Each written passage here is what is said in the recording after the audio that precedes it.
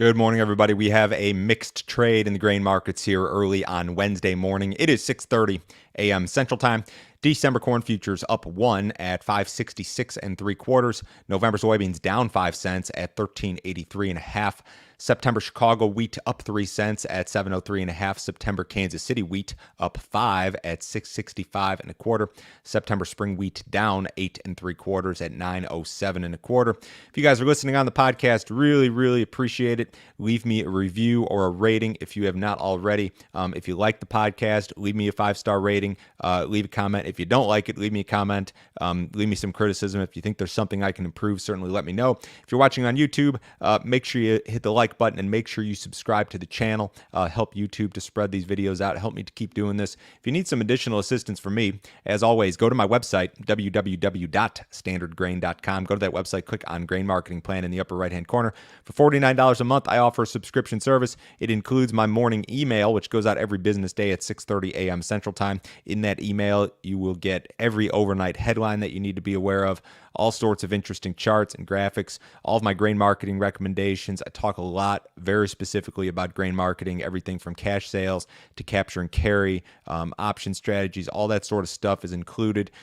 There are subscriber-only videos that now go out every business day. I've also been doing Sunday weather videos in the summer. Those have been extremely popular. This is a monthly subscription. It's billed to your credit card automatically, and it can be canceled at absolutely any time, no questions asked. And again, as I've said before, if you subscribe to this thing, we're not going to try to sell you anything else.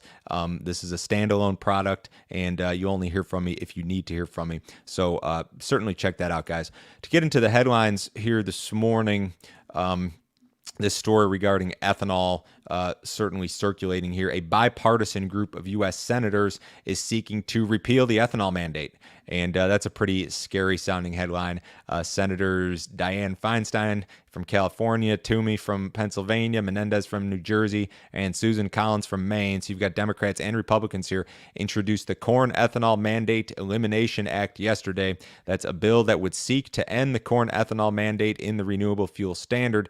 The bill, in my opinion, will see massive opposition from Corn Belt state representatives. The senators who are seeking to end the mandate say that other biofuels have lower greenhouse gas emissions and that the bill would help to reduce carbon emissions.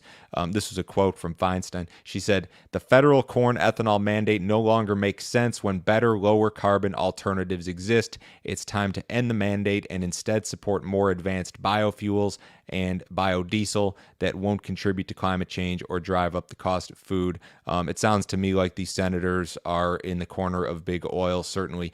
The Advanced Biofuels Business Council spoke out immediately and said, "This proposal does nothing for advanced biofuels, and we do not appreciate being used to greenwash a top priority for a handful of the dirtiest oil refineries in the country." I would make the argument that this bill has very little chance of passing. There will be massive opposition on both sides of the aisle from representatives in ag states. You look at the corn market, and it was totally unfazed by this overnight. But there is a lot of news regarding ethanol and a big push against ethanol as of late on a number of different fronts. Maybe in related news, the White House has delayed its annual process to decide next year's biofuel volumes. The White House has mostly stayed out of this stuff until now. Some sources say that the Biden administration is now seeking to take control of the matter. You've got lawmakers both on the oil side of the debate and on the corn or ethanol side of the debate that have been kind of pushing the Biden administration for months on this issue. Biden's chief of staff is apparently now involved in the discussions. We've seen delays like this report before and in the past, and this is not unprecedented by any means, but just another go around here. The U.S. Corn Belt will remain dry for another 10 days. Forecasts again, and I know I sound like a broken record here, but forecasts again offer no organized rainfall really whatsoever for the next 10 days. Your 6 to 10 day maps still pretty dry here generally. Let's see if I can get them up on my screen. Here's the next 7 days. Nothing in terms of organized rainfall for the vast majority of the Corn Belt. Maybe way up north like Wisconsin, maybe Minnesota catches, or Michigan catches some rain here, but really nothing in terms of organized rainfall for the Corn Belt. 6 to 10 still looks ugly, hot and dry. 8 to 14 day still looks ugly, hot and dry. This morning's GFS run, and this was in there yesterday as well, does offer a little bit of rain for some of the Corn Belt coming back in around the 30th of this month. month and into the first few days of August. I don't know if the trade necessarily has a ton of confidence in that, but there is a little bit in the extended forecast. A new law in Argentina may hurt global soybean oil prices.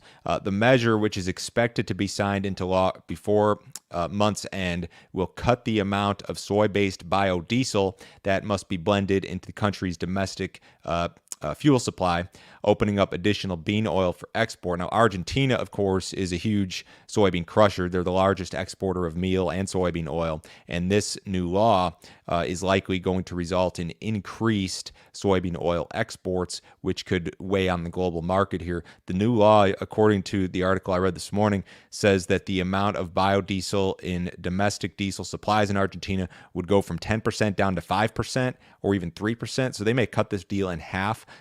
Maybe that's weighing on the bean market a little bit here. I look at the bean market and I see threatening weather ahead, and the timing of this threatening weather is especially problematic when you're talking late July and potentially early August, hot and dry. But you've got this deal in Argentina, and I think the sell-off in the crude oil market is problematic as well. Nothing in terms of cash cattle trade yet this week. The board was down yesterday anywhere from 40 to 70 cents. Feeder cattle down a little bit more than that. Maybe the rally in the corn had something to do with that. The box beef market was a little bit lower yesterday. Fairly quiet in the outside markets. The S&P's up 5 or 6 points. We had a nice rebound yesterday after that sell-off on Monday. The Dow's up 100. Gold and silver are mixed. Crude oil is up 86 cents at 68.06. Still kind of down and out here after that sell-off, which was a result of the OPEC production increase. Everybody have a wonderful day today. I will talk to you same time tomorrow.